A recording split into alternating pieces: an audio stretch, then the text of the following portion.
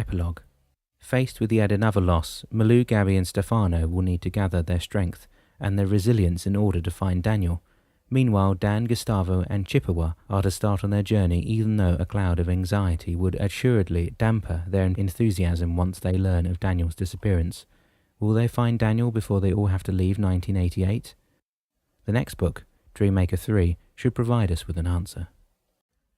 The Dreammaker, Book 3, by Arnaldo Ricciulli. Preamble. Dan Politano had fallen into a forest clearing in Key West, Florida. Upon waking up in the hospital, homeless and unable to recall what happened to him, he joined forces with a man whom he had befriended at the homeless shelter, where he stayed for a few days when he was discharged. Gustavo and Dan then set out to retrace Dan's steps before he was found in the clearing. Regaining his memory slowly, Dan realized that he had lost his way into the past at a time in his life when all he wanted to do was to become a Navy pilot. Reliving his early days out of college, Dan recalled his encounter with the old shepherd, Damianos, while he had been taking another trip down to the past in company of his wife, Malou.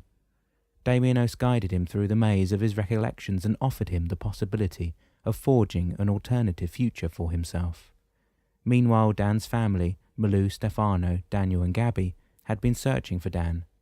Travelling back to the time at which Dan was lost, they were told that Dan had chosen to take an alternative path to reach his future. Dismayed but willing to accept her husband's choices, Malou and the 3 children were preparing themselves to follow Dan into the future, when Daniel disappeared unexpectedly after going for a swim at the marina where the family cruiser had moored. Dan and Gustavo, together with Chippewa, the Dreammaker, are about to find out that Dan's son, Daniel, was probably lost in time when we rejoin the family and friends in The Dreammaker, Book 3.